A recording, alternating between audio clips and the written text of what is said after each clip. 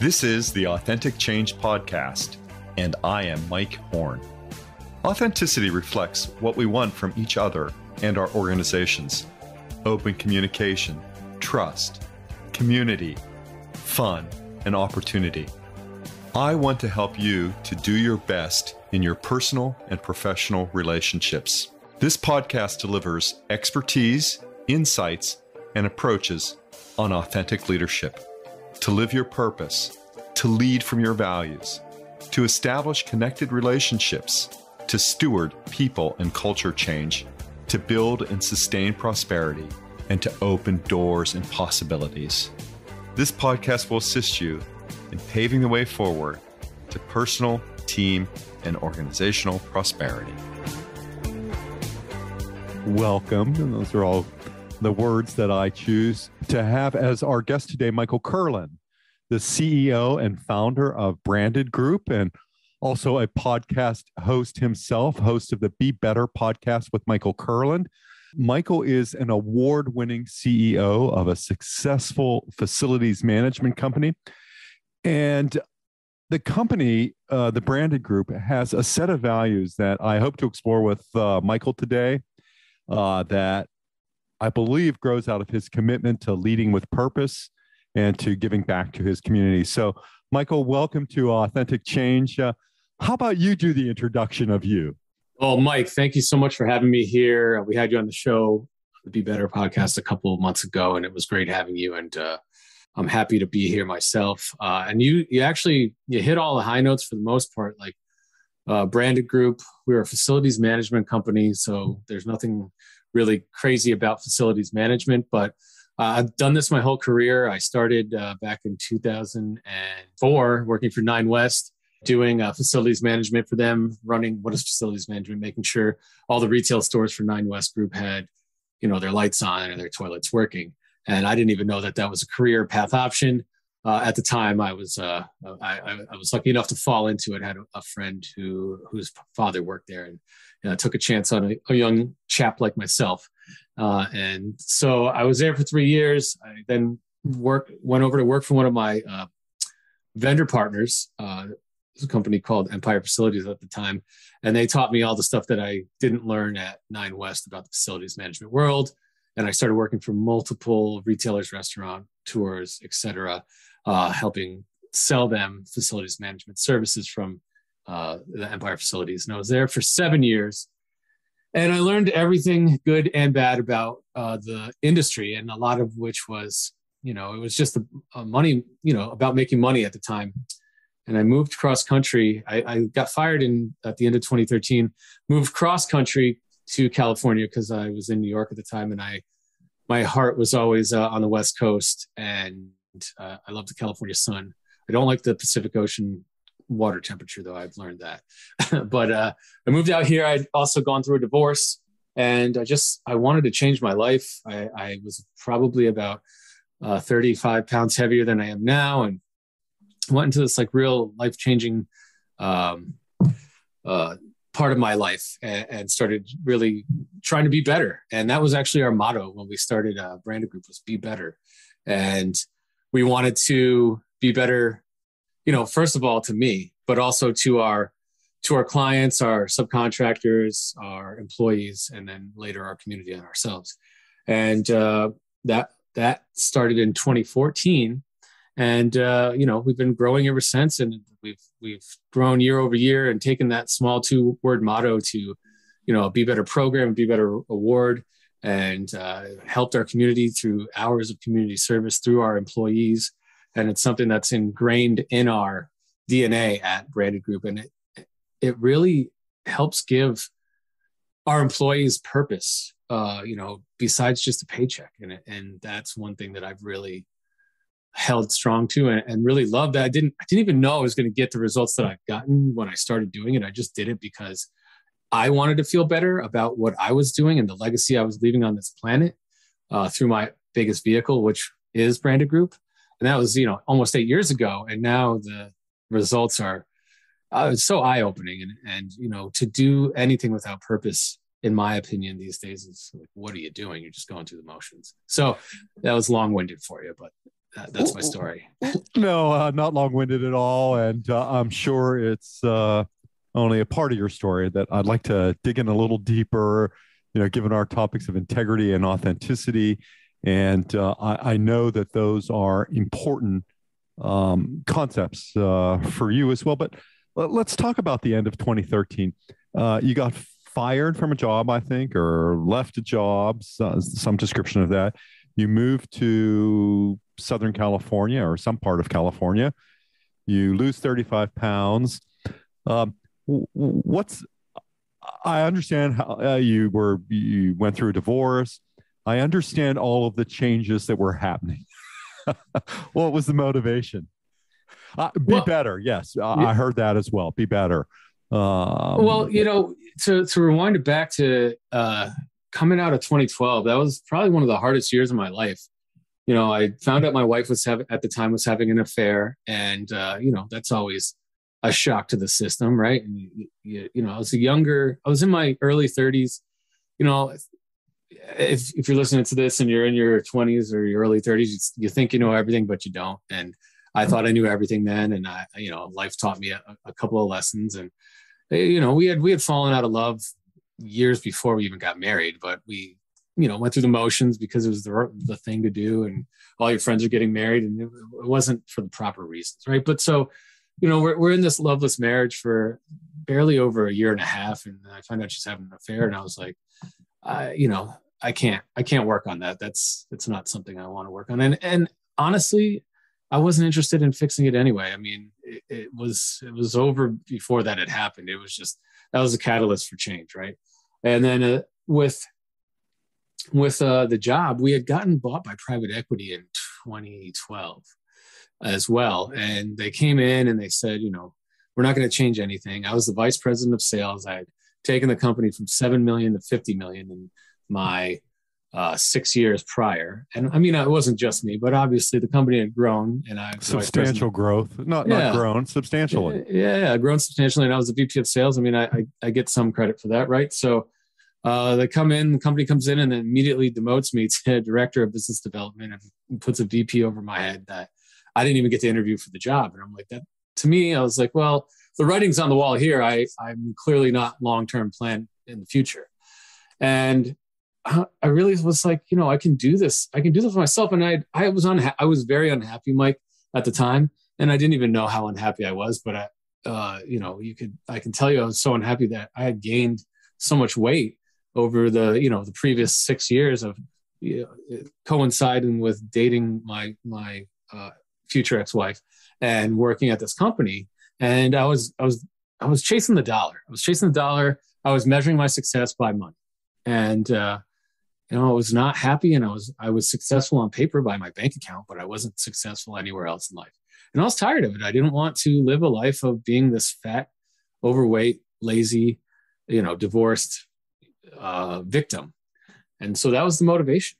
I'm not going to be a victim. I'm not going to tell it. I told the story when I found out my wife was having an affair. I told the story over and over again to anyone who would listen, and it was nauseating to me to keep telling the same story. It was like, time to tell a new story. So I wrote a new story. Be dedicated, be altruistic, be honest, be adaptable, be humble, be better. Those are the vision and values of Branded Group, and it makes up a philosophy for delivering on the vision of Branded Group. Where did those come from, Michael? Thank you for describing your story, but where did those come from? So it's funny, as you just said that, and they're right behind my head if anyone's watching this on video.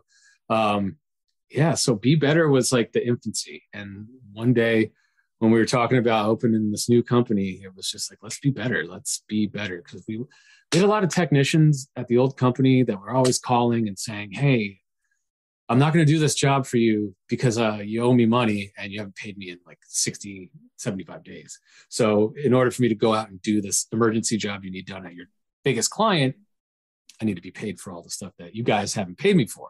And I just remember being like, how the hell am I supposed to sell this with confidence, knowing that I can't even pay these guys on time?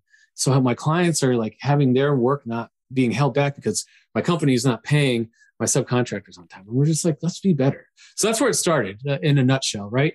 And when I moved to California, and we got the company off the ground. Be better was just tagline year one. And year one, we made a profit. There was like 5 of us. We were running and gunning back to back. It was really fun. It was a lot of work. We were just getting stuff done. And that's when year 2 came around. And I was like, I'm still not like loving what I'm doing. What am I doing? I'm fixing toilets for retailers. Like, that's not what I want to leave on this earth. So I sat down with my PR person, Jennifer Bernheim from On Purpose PR. And I said, I want more. And she said, let's design a award program. And she said, let's do a workshop with all your employees and let's see what they come up with so that they can have some ownership in this company. And I said, I love this idea. So we went down and we did a 2-day workshop with all the employees at the time. This was probably about year 2.5, year 3. And actually the employees came up with all these words. They started with be better. And then they're asked a myriad of questions, what it means to you, and like what's important to you. And then they put all these words on a wall, and these were the ones they picked. Be better, be humble, be honest, be altruistic, be dedicated, and be adaptable. And that's stuck ever since. And that's what we live by, at this point. So, in the field that's most familiar to me, a person who knows a lot about a little bit of life and, and something called organization development. We often talk about the alignment between company values, organizational values, and individual values. How's it all resonate for you?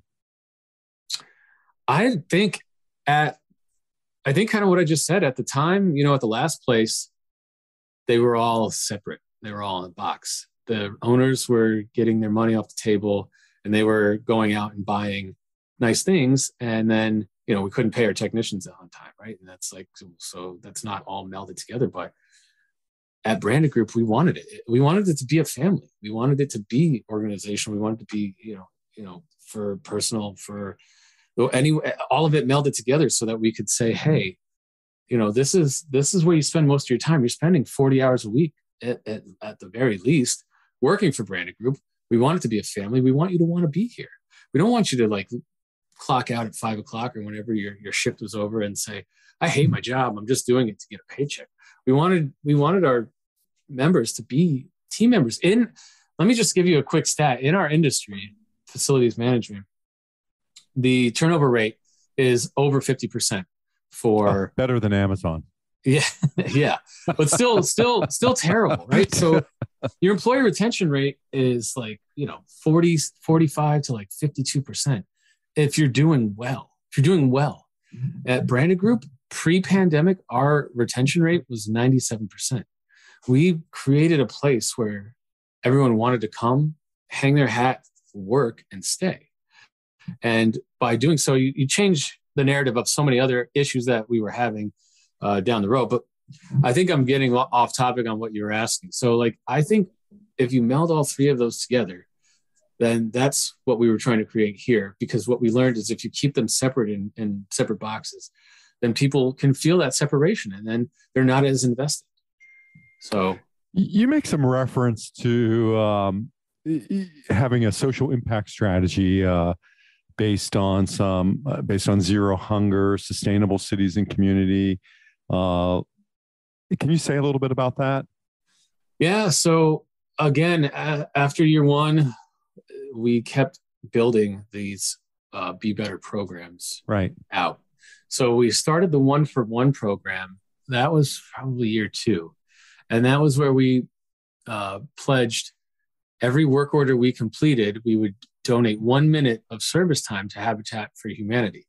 We chose Habitat after year 1 because I did a lot of philanthropy with them in college. And so I was familiar, but it's construction, facilities management. It was an easy marriage. You can go on site and swing a hammer. It's not what we made everyone in the office is doing, but it's, it makes sense to them because they're calling guys that do that. So we pledged that. We've helped build over 12 homes in Southern California and Suffolk County, New York over the past 6 years with our own employees through the service time that we've donated. And that was the first like 2 or 3 years we went with just habitat. And then we started looking at the UN's, guide for things that all humans should have for sustainability. And we really aligned with clean water, specifically being out here in California on the coast, and food, hunger. Everybody should not be hungry. There's enough food. It's crazy. There's enough food in this world for everyone to eat, but there's still hunger. So it's just the way the food's spread out. So we aligned with Second Harvest Food Pantry out here in Orange County, and what they do is they collect all the food from the grocery stores and from restaurants, and they redistribute it to the less fortunate. And it's, Mike, I got to tell you, it's this is a sidebar for me. It's crazy. The stuff that they put aside from the grocery stores that they don't sell because it's not pretty is crazy. Like they just will reject food and then they'll get rid of it. And so, Second Harvest, it's a great organization. They go in and they collect that food and then they redistribute it. There's nothing wrong with the food. It just isn't pretty by American standards. And then Orange Coast Keepers, we wanted to keep our beaches clean. There's such a very big problem out here in Southern California with plastic straws and styrofoam. And if you go to any of the beaches, every city on the coast, anywhere in the world should ban plastic straws and styrofoam because it's the biggest litter of our beach. It doesn't ever disappear. So we do beach cleanups to go out and pick up other garbage too. But I mean, that's the majority of what you're getting is plastic straws and styrofoam takeaway containers that people don't know how to put into the trash. So, Michael, are any of these values, be dedicated, be altruistic, be honest, be adaptable, be humble, be better, are any more difficult than another challenging you in the, in your role or in your organization?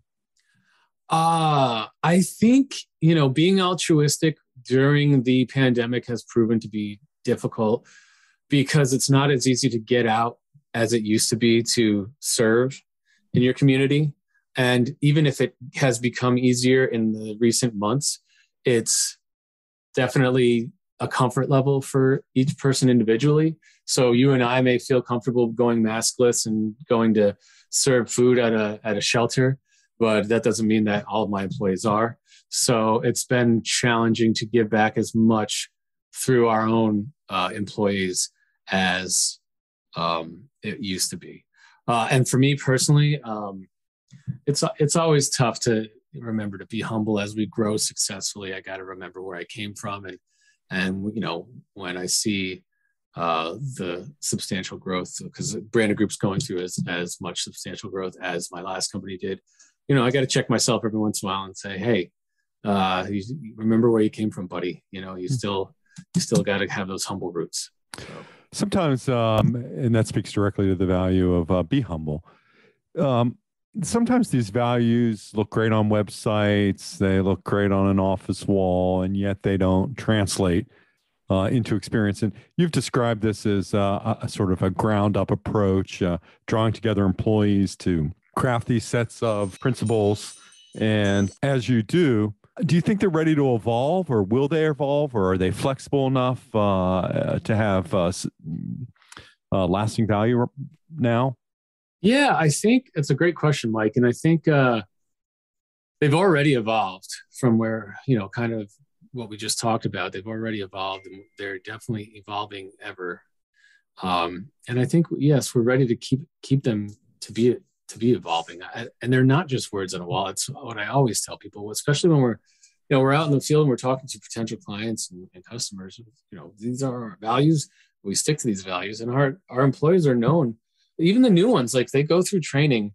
So we have Branded Group training when you sign on to be a new employee. And, obviously we teach them how to do the odds and the ends of the job that they're hired to do, but we also teach them the values, and we teach them, it's not that you have to do it, but this is what we do as a company. And, there's not an expectation because we can't force, but I guess there is an expectation. There's not a hard line. You have to go volunteer, but it's expected that you're going to put some time into some volunteer work. You're going to be honest. You're going to be, altruistic, dedicated, adaptable, all of these things. So I think as you describe, you had a series of events that caused you to realize, I think, as you describe your self-worth differently than you had prior to these events. And today, what I'm wondering is, here we are about 8 years later, more or less, from the end of 2013, depending on how you count, 7, 8, or 9. And where's all that sit today? You're growing this business. Where's the congruency today? Where's the happiness? It's definitely, I mean, speaking of what you were saying before with the evolution, there's definitely evolution from my personal growth over the last 8 years. I am newly married again, found the love of my life out here in California.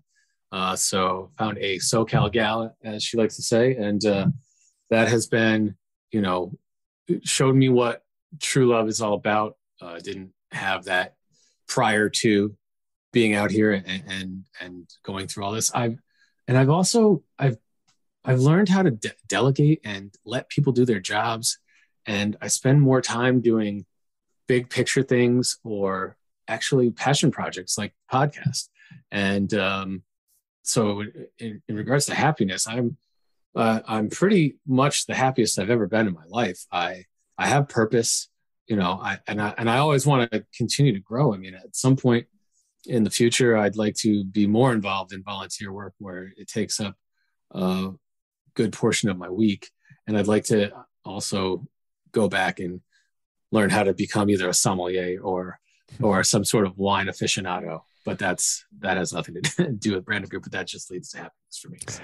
Happiness is an outcome of congruency, right? That, and I think about that in relationship to authenticity, that when my thoughts, words, and actions align, when I'm, my head, what I'm doing, what I'm saying, when they all align, the outcome of that is congruency, which results in some sort of happiness. And it's a sort of sustained happiness that can occur. What kinds of stressors do you think would test these visions or values? Well, I think certainly, I mean, it sounds like you've grown or through these past, 18 months or so of pandemic, 19 months, however you count. Yeah, I think you've nailed it. Like, in terms of living an authentic life is also living a congruent life. And if your words match the life you live out loud, if your thoughts and your words match the life you live out loud, then you're going to be your true self and you're going to be your honest self. And as long as you're not harming anyone with what you're trying to do, that's when I think you find inner peace, right? Because you're being who you really are. You're not putting on a facade. I don't tell people I'm Mike Kurland from Branded Group and I, do all these values behind my head and then live the complete opposite of them. That would be a complete farce and I wouldn't be happy with myself, right? So I try to hold these values true to myself every day and go out and live them and be a better person and walk the walk and be authentic. It was funny. I was watching my wedding video the other day and my best man, and I didn't pay him to say any of these things, but the officiant asked him to give 3 words of who I was. And he said, honest, loyal, and I believe the other one was honest, loyal, and authentic. And so that's who I am. I think he hit it, and I didn't pay him. I didn't slip him a 20 underneath the table to say those kind words. So yeah, I hope that answers your question. Very much so. So as the CEO of Branded Group, you have some people that who have a reporting relationship to you somehow. You might describe it as you manage a few people. So how do you describe sort of your managerial approach? And then I'm curious about what's your coaching approach? So good question. And I think just to tag on to what we were just talking about is if I was living some BS out loud to those people, they wouldn't respect me as the CEO. And I can't, I got to walk the walk so that they can say, okay, he's willing to do this. He said this, he followed through with this. Your word is your bond. Your word is your credit card, and your credit score is how you follow through on your words. So to answer that question, yes, I have about 10 people in our organization of 130 that directly report to me. My managerial style is very hands-off and delegating. I let people do what they got to do, and I let their results speak for themselves. And I don't, if I need something right away, I'll tell you this is time sensitive. But otherwise, I'm like, here's your goals. Go meet your goals, and make sure you get your stuff done. And I'm like, we're in a total remote environment right now, so I tell them, I'm not checking up on you, but if you're not putting in the time and the effort, it's going to show because you're not going to hit your goals. So don't make me, reprimand you and regret giving you freedom. So I give all my people so much freedom, and they love it. I don't micromanage anybody. If I need something done immediately, I will say, hey, I need this. And I think by working in that fashion, it gets me the credits like, okay, the boss needs this right away. It's important. Obviously, he doesn't ask me to just do a bunch of mindless garbage. And my coaching style is, I coach through my experiences. So I will talk through like, hey, in my experience, this is what I did, and this is what worked for me in this situation. You can try it if you want, or try something that works for you along that way. And I'm not very rigid. I can be rigid in my thoughts, but I try not to be rigid because I learned how to do sales from 2001 to 2000. And I stopped really full-time selling in 2016, 2017. And I had a team in place, and I was kind of rigid with them and my expectations for the first year, because I didn't have a sales team at Branded Group, and I wanted to make sure that they knew how to sell. And they put into place different ways of contacting customers, and it was successful. So as soon as I saw that, I was like, well, you don't have to make 100 phone calls a week. That was what was successful for me. You want to do LinkedIn and emails and text messages? Hey, the times are changing, and I got to keep up with the times. I don't want to sound like my dad. So it was nice to teach an old dog new tricks as well. So yes, you describe in some ways this hands-off style, or maybe another way of saying is you give people a lot of autonomy. You agree on a set of goals, and then you give them a lot of autonomy. How do you stay involved when you're that kind of a manager or leader? I think it's sort of like telling somebody, do your best. If you get a C, I promise I won't be mad at you. That's the best you could do. That's what my mom always told me. I was like, well, whenever I brought my report card home, whatever I got, I was like, it's the best I could do. And she's like, you're full of crap, Michael. But so I think what I do is more, sales, in my opinion, is more of a creative outlet for the organization. And operations is more rigid. And I don't run the operational part of the department of the organization. That's my business partner, John, and he's very rigid. And there's a clockwork to everything that they do. And I don't think I would be successful training these people how to do that, because that's not how my brain functions. Right. So I think for me, I give them full autonomy. I check in with them. We have a sales meeting once a week. I let them bring all their grievances, all their questions, all their comments, all their concerns. And then when they bring them up, I'll tell them, okay, this is what I do. This one, I need you to focus on this. If I have something I got to bring to the table, hey, there's this new client. I want you to get them, make this a priority, land this client, whatever the case may be. Right. So, so it's a weekly check-in with the group. Yeah. So it's a weekly involvement strategy. Yeah. My phone is always available if they need me. My team texts me, they call me, they email me. I'm always checking, and I'll get back to them in a timely manner and give them whatever advice they need.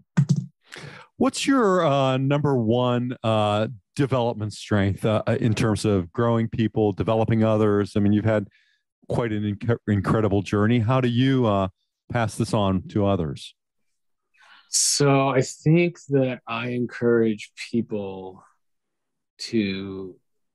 I myself can be an introvert, but I am in the sales world. You have to be an extrovert, right? So They say the best salespeople are introverts because they listen better and understand customers' needs.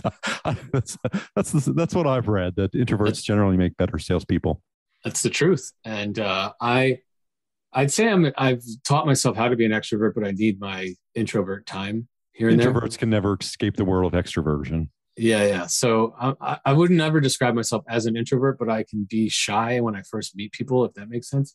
And I think my two biggest strengths, what I try to pass along to my team is listening. You nailed it. Like, if you can't listen, if you're always waiting for your turn to talk, you're never listening. And in sales, you shouldn't be waiting for your turn to talk. You should be listening to solve problems. And the other thing is, how to be an extrovert, how to put yourself out there, how to get over the fear of rejection. And that's something that I've prided myself with. Is you're going to hear no 90% of the time in sales if you're great. You're going to hear it 95% of the time if you're average. So get used to it. It doesn't mean you're bad at your job. Right.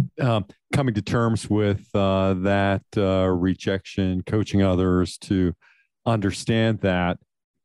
And Michael, if you were offering some guidance or a few tips to people who want to grow their careers successfully, what would that be?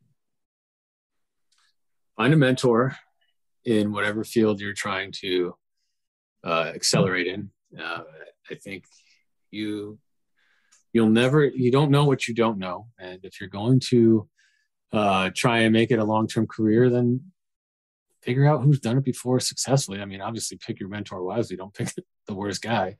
No, but get a mentor and invest in them and have them invest in you, because they're putting their time into you. I have a mentor. He's been so beneficial to my career. He took me under his wing when I first moved to California, and we don't see each other as much during the pandemic, but we still make it a point to see each other, a couple times a year, grab lunch, catch up, see how we're doing. And it's very important because you don't know what you don't know. And even though back to being late 20s, early 30s, you think you know everything, you don't. So invest in someone and give them your time as well. Yeah, I think it's, in this period of the late 30s where many men begin to kick their parents out of their psychic house and figure out how they're individuated in the world. But hey, Michael, just fascinating to speak with you, given all of your broad interests that have led you to the role as CEO and founder of Branded Group. I mean, the ways that you talk about being better, about giving back, about leadership and networking and entrepreneurialism, it's also refreshing, and it really helps us to understand that being better for you is more than just a tagline. And Michael, if people wanted to know more about the Branded Group and your services and what you provide and how you interact with your communities, how would they be in touch with the Branded Group? Thanks for asking, Mike. You can go to www.branded-group.com. You can always reach out to me on LinkedIn, Michael Kurland, and happy to connect with any and everybody. And it's really wonderful. I have to support the podcast that you do as well, Be Better with Michael Kurland. Assume I can find it on Apple, Google, Spotify, or some other locations. Yeah, it's the Be Better podcast with Michael Kurland, and you can find it on all your favorite podcast locations and also on YouTube.